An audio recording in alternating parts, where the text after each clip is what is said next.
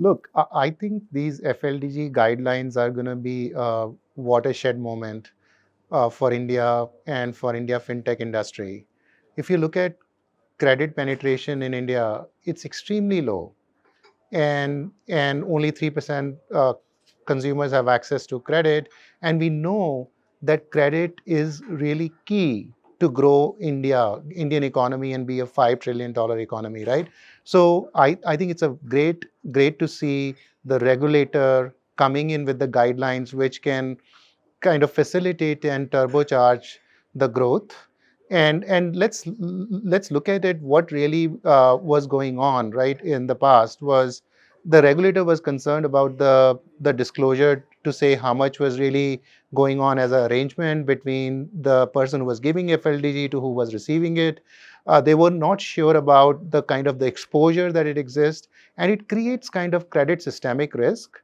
When things go bad, things can go really bad, and that's what regulator was worried about. I think the new guidelines kind of head on addresses those points, that there is a limit to which you can give it. You have to put money or give bank guarantee so that the company can honor their commitment. It has to be properly disclosed. It has to be regulated. I think we're hitting on all the right points. It's a very welcome change in the industry. I'm very glad that it is happening, and it's just the start. We're going to see a lot more happening in this space because I think we are all aligned. We have to grow. We have to grow India. We have to grow India's economy. It's a tremendous opportunity. When you look at financial services penetration, uh, when you look at payments, when you look at insurance, wealth, India has tremendous opportunity. And while we've grown a lot, right, we're still 35 to 40% on digital payments penetration. Insurance is sub 10%. Yeah, India invests in real estate and fixed deposits.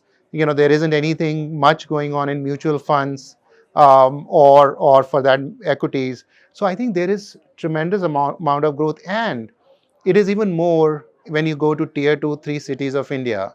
And what is going on today is, one, that customer today in tier 2, 3 cities do not have access to say how do they go about it.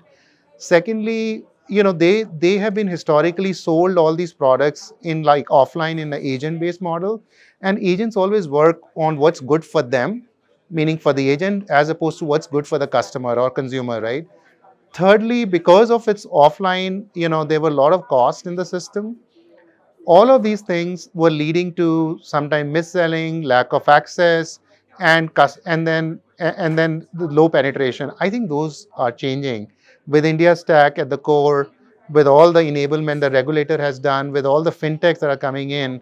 I think we have an opportunity to take it to the next level, so that it is a story just like UPI story. We want to have many more stories in which other countries talk to us to say what we have done in all these spaces. But it requires systemic solve for all these problems that I said, which I think we are after as a fintech industry. So I'm very excited about that.